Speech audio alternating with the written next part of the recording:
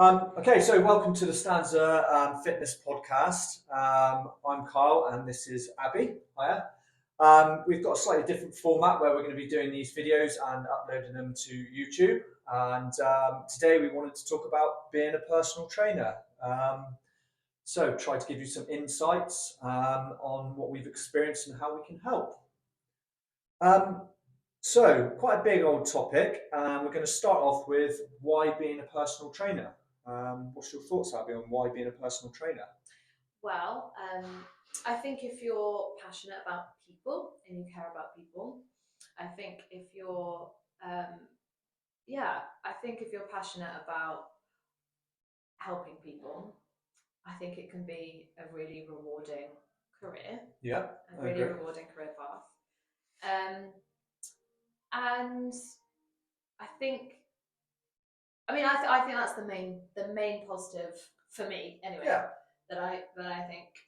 But as to why people might do it, Yeah, I think you got to, with any career that you do, know your why, understanding what's going to be your reason for going through with pursuing it. And, personal training is not particularly an easy career. It's quite difficult.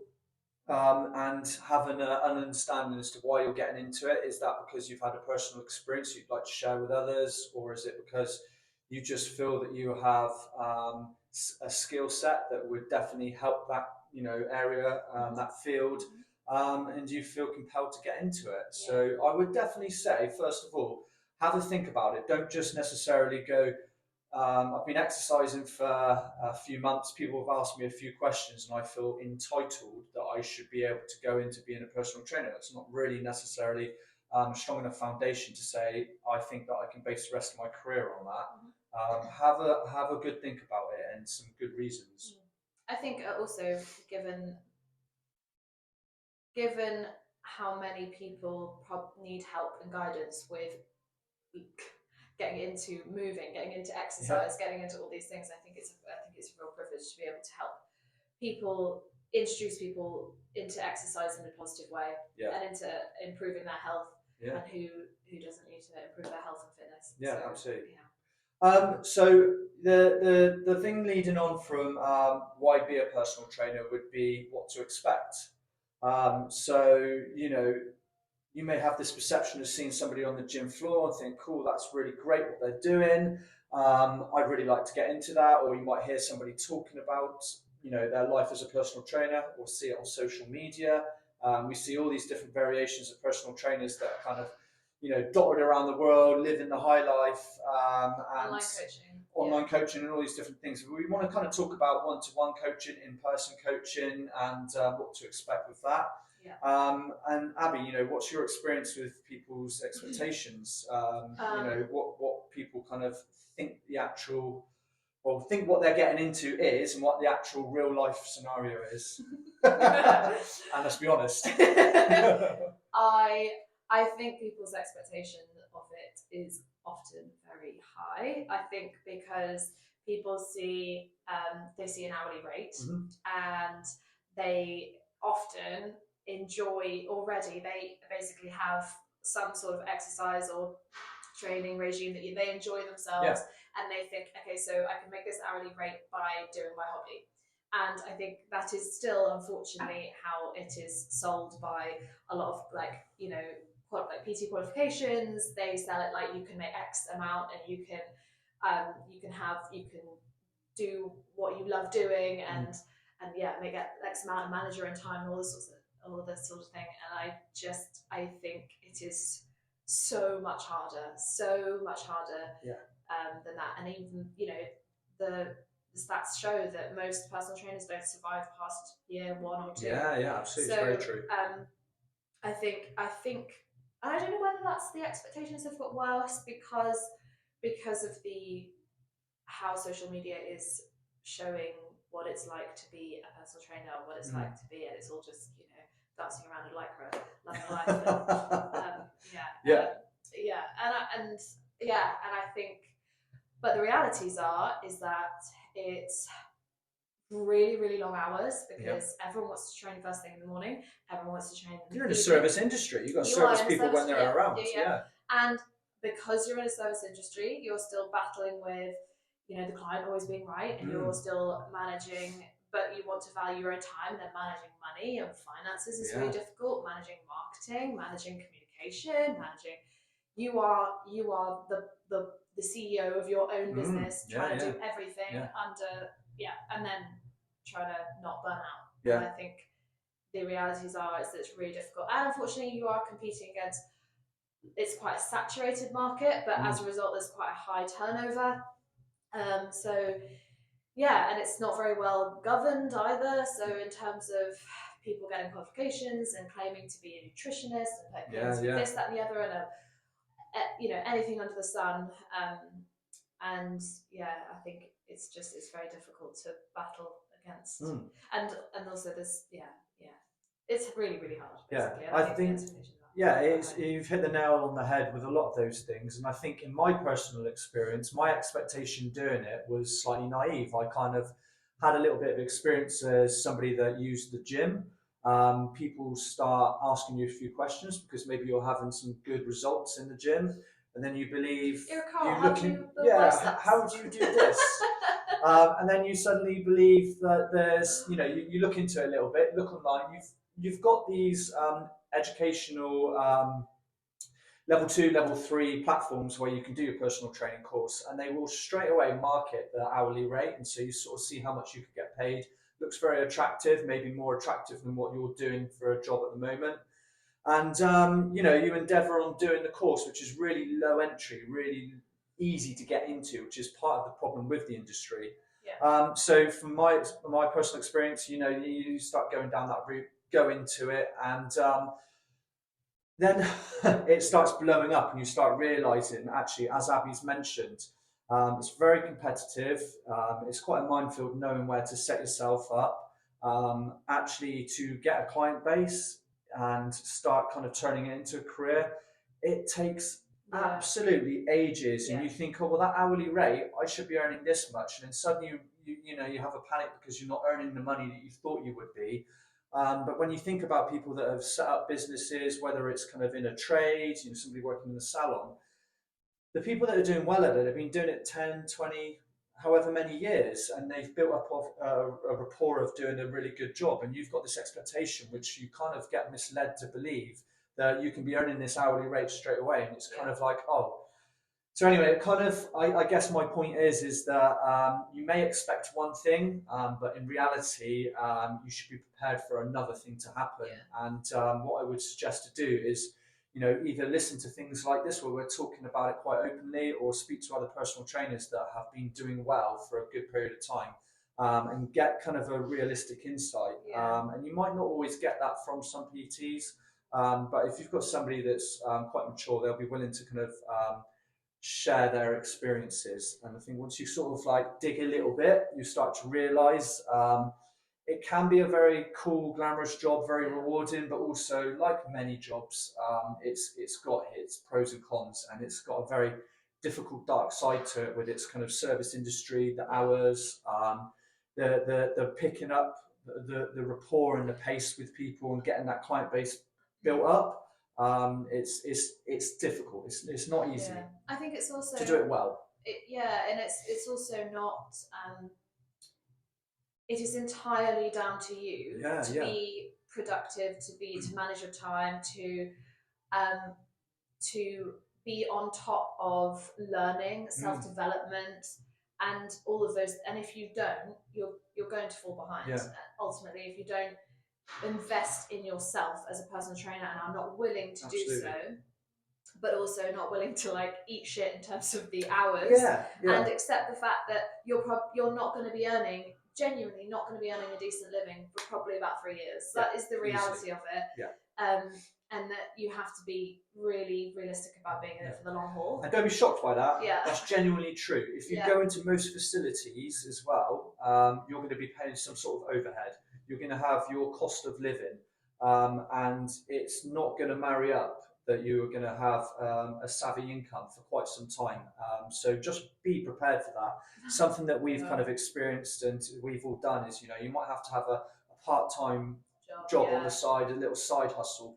something to help. If you're taking that leap into personal training, something just to help bridge the Bump gap. up, yeah. Yeah, And I absolutely. think don't be embarrassed by that, because Yeah, yeah, definitely. I remember in my first 3 years I had a part-time retail job because I just couldn't, like, and I remember at the time feeling really, uncomfortable about it Yeah. or embarrassed by that. Does But not now mean I'm you're like, failing on what you're exactly, doing. What yeah, it yeah, means is you're trying to give it the best opportunity, because otherwise, what happens with one of the reasons why I would say a lot of people fail is they can't meet the financial demand, and they just jump ship and go, this isn't for me. Maybe blame it on the industry, blame it on the facility, blame it on whatever it might be.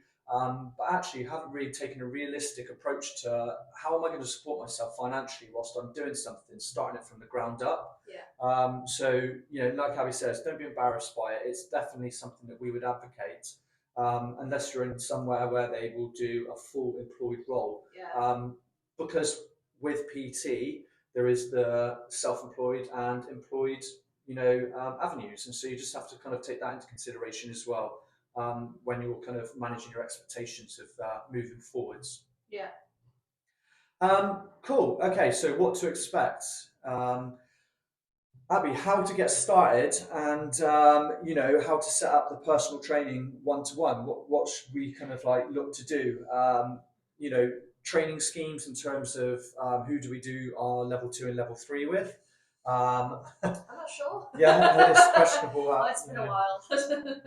And then where to sort of like where to build upon that.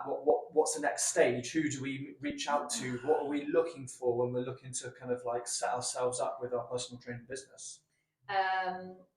Well, first of all, you do have to get the qualifications, the standardized qualifications, regardless of where you go from there. You have to get level 2 and 3. We did ours with Premier. That was all like face to face. Word on grapevine is now that none of it's face to face. Yeah. Beyond that, there are loads of other really good online training courses, which I think provide much more value than the standard level 2 and 3. After that, I think it's just about getting as much experience as possible, either basing yourself, obviously, first of all, at a gym. I think if you can, be picky about where you have your first experience as a gym. If you can go to somewhere like here, it's going to put you in a really plug stanza. Yeah. But having said that, we were at Fitness First for 4 to 5 years. You were 5, I was 4, and whilst it wasn't an optimal environment, we did learn. It was loads. A massive learning curve. And you're really thrown at the deep end. So and it's a dog eat dog. It's dog eat dog. Yeah. And there isn't much support in terms of your business, and it's just you've got to give out your hours for free because of the whole. They just give you a PT session with your membership, so you've just got to do that. It's just that, and they, that's where you get your leads from, and you've just got to go for it. But that was a real harsh reality of like, okay, this is chucking you in a deep end, wasn't it? Yeah. So I think if you're going to do that, go into it, but maybe think, well, actually, maybe look around and think, well, maybe I get some experience here. And also that's also a way to pick up hours for the gym. Yeah. Because quite often with these commercial places, they will offer some sort of, additional part-time roles. So you could be earning an employed, income, and then also be doing your self-employed on the side of it. So it's a good way of, again, like we're sort of saying, trying to prop up your self-employed personal training business. They haven't always done that. It's something that I think they've come to realise that they need to do. So like Fitness First and Pure Gym. I don't know about any other places, but that's something that they do now. I think the other thing is to potentially start scouting out for getting some form of advice or mentorship, or just someone who's been in the industry for anything between sort of 8, 10, 15 years. Reach out to them, ask them questions, tell them that you're going into one-to-one personal training. Do you have any advice? Could we meet for a coffee? Whatever. If it's someone who's decent, they will happily want to help or meet up with you or whatever, because they've often come from that position, which is what we try and do. Definitely. Because we've, like, each of us have had help. My help was Carl, and you, and so it's just having that someone to sort of who's been there and done that and bounce your worries, concerns, etc., who will offer some advice. I think like a mentor figure, really. I think that's so valuable. Yeah, I think when you're getting started, get your level 2, get your level 3. There are loads of options out there. I would be a little bit skeptical about the ones that are just purely online. Yeah. For the most part, there are some very good companies that Get do six it. figures, Yeah, it's just that, again, we're trying to do one-to-one coaching in person. So you need to have some sort of practice. And when we did our courses, you were training at the gyms. You were doing some sort of like practical application, which I thought was really useful. It didn't teach you everything, but it definitely started getting the ball rolling of being on the gym floor, gets the creative juices flowing as to like how you might do a session. Which when you're online and doing the online course and it is purely that way, and you're having to mock up your sessions, excuse me, it's not the most. I don't think it's the most effective way of doing it. So have a little look around. It might mean you might have to pay a bit more to do something in person, but it's definitely worth it. And then yeah, in terms of you know, I guess setting up your business, as Abby says, speak to somebody. Speak to somebody that's done it, or start already then going on to looking at a further educational course within the industry that's then going to start really road mapping your journey with setting up the business. Excuse me, frog in the throat. Setting up the business, setting up things like how you do your client journey and get it from end to end. Because trust us, when you do your level 2 and level 3, you'll spend about 2 minutes on doing your business, some practical application, and then it'll be like go. And you need more than that. I think personally, it's a foundation, and it's what you will need to be able to get insured and get training people on the gym floor. But there is so much more, and if you can get straight away learning that so much more, then it will really help kind of, I don't know, boost your progress. And especially at the beginning, whilst you are quieter, you haven't got that many clients, you've got a lot more time on your hands, it might feel like, oh, this is great. Train a few people, get paid a little bit, go do this, go train. But actually, do you know what? Use that time to level up your knowledge and your education, so that when you do eventually get busier, you can then just focus on working on the clients, developing your in-person skills, but actually get all the business and everything set up real early on. And I didn't realise that was obviously what I should be doing. It kind of did it the other way around, and chased my tail a little bit. But definitely, whilst you've got time, don't think it's a holiday. Use it as an opportunity to scale everything up as soon as possible and get your head around the business side of things, the social side of social media side of things, all the things that are going to help bring people towards you. You service them and get them the results that they want. So they talk to other people, and then other people come back through. So yeah, just straight away get on that. I would do. I also think just the really boring stuff like registering as self-employed, your business, your place of business, sorting out your money, and where you're tracking your money. Accountant, like all of that sort of stuff. Absolutely. Get on that as quickly as possible. Start tracking some numbers and it's you get thrown into it thinking you're just going to be on the gym floor, or you may think your expectation might be that, but actually, do you know what? You're going to be spinning lots of plates. You're going to have to carve out time for social media, doing your accounts, self-development, education, doing doing stuff for your clients like programming. And you're going to have quite a lot of things change. It's not just that one-to-one session. So you're going to have to get nice and efficient with your time and how you basically become productive for the week. Because otherwise, what will happen is you'll just be quickly randomly scatty just doing stuff. So just to make sure that you treat it like a business, and every hour that you've got throughout the day, you are doing the things that will help develop that business, not just thinking about the one-to-one sessions. So the next question and thing to get onto would be where to look to work. Essentially, what we've got your qualification. You're kind of thinking about where do I go? What should you be looking for, Abby? Where corporate gyms, private, sort of smaller gyms, CrossFit gyms. What's going to be the sort of approach to that in your thought process? Well, it's kind of similar to what we touched on earlier. Like every different type of gym probably comes with pros and cons, aside from ours, which is just loads of cons. I mean, what? What did you say? Loads of pros. Pros. That's right.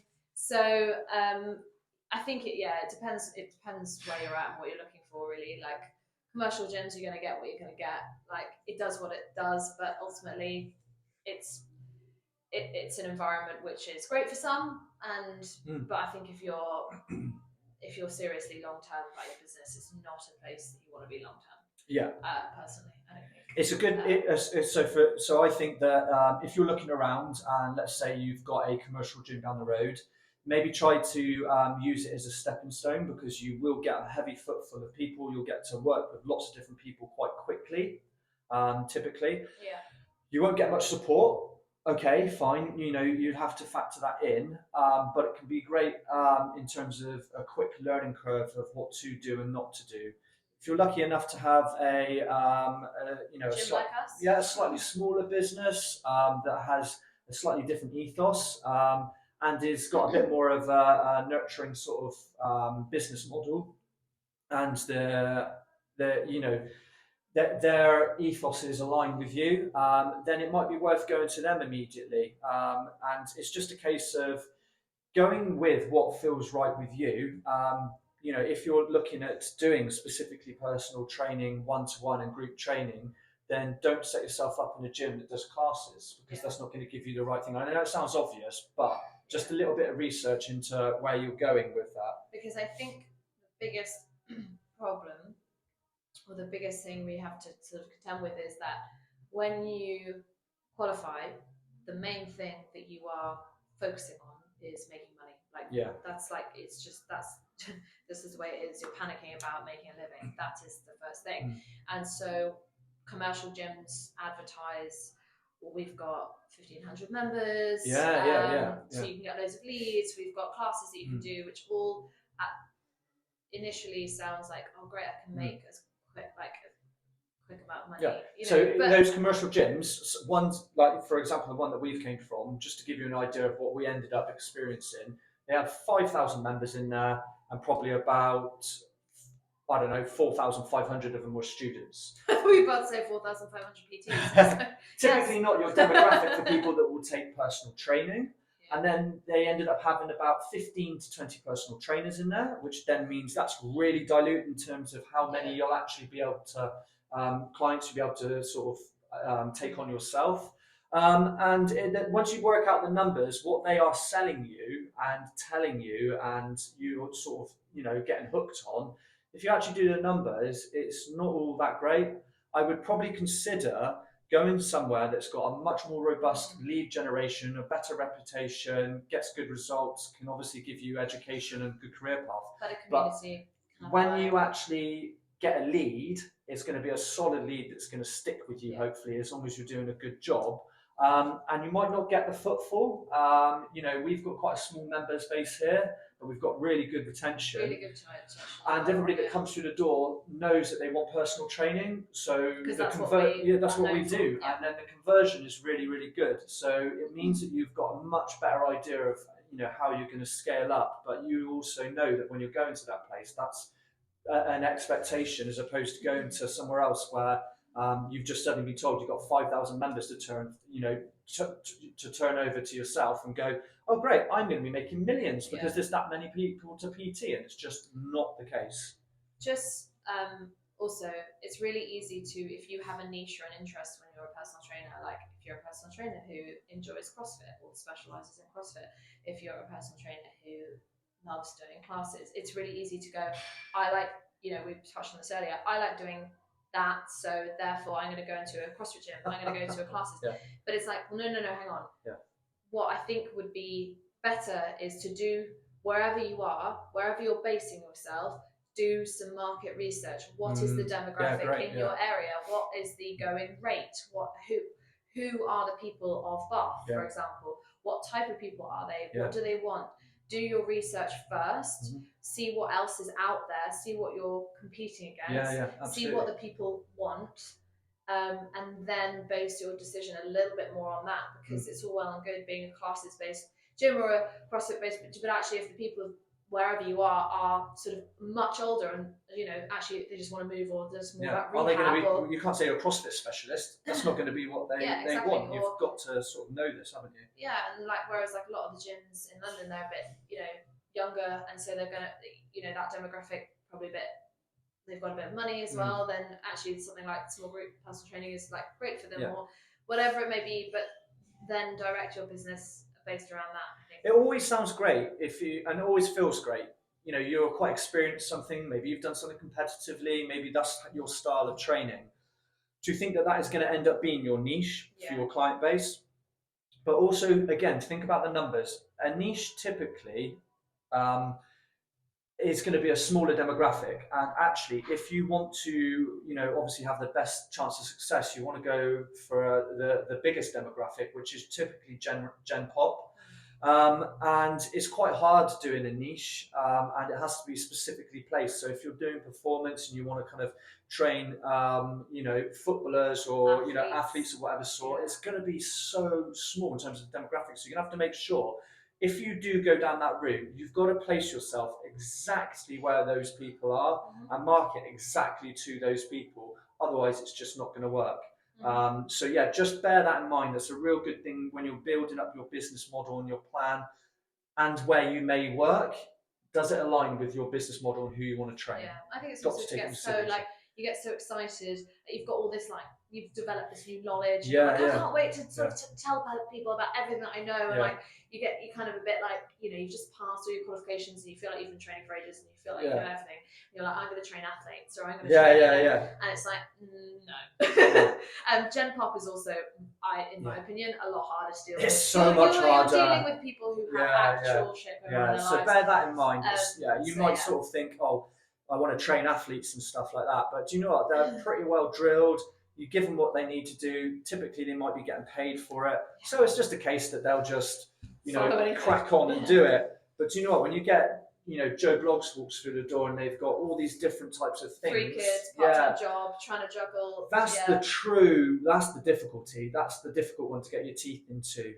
So bear those things in mind as well. You might think, general population isn't sexy and glamorous, but do you know what? If you can work with the general population and help them and get them results, then fair play, hats off to you. I think that's a difficult one to do. Cool. Okay, so moving on, in terms of figuring out where your place of work might be, how do you get clients? What's a couple easy things to think of that you could do? Add value as much and wherever you possibly can. Value. Give as much. It's really difficult because everyone says sort of stuff like there's conflicting views about don't give away your free time, but I think at the beginning, just give away your free time. And listen to people, talk to them, people on the gym floor. Don't try and sell to them, but just try and offer them little bits of information. Yeah, absolutely. Or be interested in them, and because then they will remember you. They will remember the advice you've given. You remember the conversations. You will be memorable. You will be, you want to start building those relationships. So have conversations, offer value, give out decent programs, but talk to them about why the program is what it is. Give them a quick extra 15 minutes and show them how to do a particular exercise. Be that person that people want to ask for help. Because as soon as you're that person, when someone wants personal training, who's going to come into their head? It's going to be you. Yeah. So, do you know what I think? Yeah. Fucking listen. Oh, yeah. Listen. Yeah, absolutely, yeah. Don't make it about yourself. Yeah. You're trying to get a client and you're trying to get somebody to trust you. Listen to what they're saying, so that then, once you have listened, you can properly have a conversation with them about how you can help them. Don't suddenly tell them about your experiences or what you ate or what you do for training or your regime with anything. It's not about you. Listen to what they do, what they've told you, and then you can build upon that. Yeah, be curious about them, ask questions, and listen, and then shut up. Quickly, shut up. And then I also think as well, don't forget, you're trying to show them how you can help them. So as a one-to-one practitioner or somebody that's doing group training, you want to show them what you can do on the gym floor. So as Abby said, you've got to give away your time, especially at the beginning when you have more of that. Yeah. You should be giving away, I think, sessions Yeah. where you are showcasing what you do on the gym floor, Yeah. and you need to be doing that regularly. There's two things to that. One, you're building on your skill set of practicing and learning how to help people there and then, and you're helping that person. And also, they get to see what the benefits of working with you are. Yeah. So you're actually taking them through a session. And then, secondly, would be that other people watching you train, that person will then be interested in what you're doing. And if you're doing a good job, they're then going to think, oh, I like what they're doing. But if you're sat down because you've got one client in the morning, one client in the evening, and you're just writing out what you're doing on your training plan, how is anybody going to see how you are, how you help somebody? Use that time to give away your time and showcase people what you can do. Yeah. Yeah. Excuse me, I've got a tickly cough. Okay. And also, once you've been adding value, and over the years, as time goes on, then you can, at the beginning it's a bit like, yeah, okay, you're giving away free time, but once you've been doing it for ages, then you have a right to be like, no, now I know my shit. I'm good. And absolutely. Yeah. So you've got your getting clients, which can kind of evolve, and you'll get more efficient as time goes by with experience. And then self-development, Abby. You have done plenty of this. Me, not so much. Gold star. I just give you the notes. Yeah. Well, again, I think. Yeah. What should we do? What should we look for, and how do we know what type of self-development is the right thing to do? So it's really hard at the beginning, I think, to know exactly what course to do, because there are loads so much, now. Yeah. And so I think possibly start with one that has like a few modules on lots of different things. So like I did one like not that long ago, several years ago, which had a business acumen, anatomy and physiology acumen, and then something else. And so it encompassed lots of things, as opposed to just maybe don't go too niche at first. Don't go too niche at first. Start with one that's maybe, and the one that you can do in your own time, and slowly work your way through it, because that will inevitably help cover more bases probably than your level 3. Once I think you've been doing personal training for 1 to 3 years, you probably have a better idea of what you are really good at, or where your maybe skill not so set. much. Actually, I don't want to specialize in rehab, so I don't need to know as much of the anatomy and physiology. Yes, you do need a pretty damn good basic level of anatomy and physiology. It's not like about that, but you can be like, well, I'm going to prioritize, I don't know, whatever, nutrition maybe, or mindset, or behavior change, or whatever it may be, and then go from there. Ultimately, if you're still training Gen Pop, you're pretty much going to need to have a pretty good knowledge of all of those things. Yeah. But I think once you've been doing it for a while, then you can potentially look into something a little bit more niche. Yeah.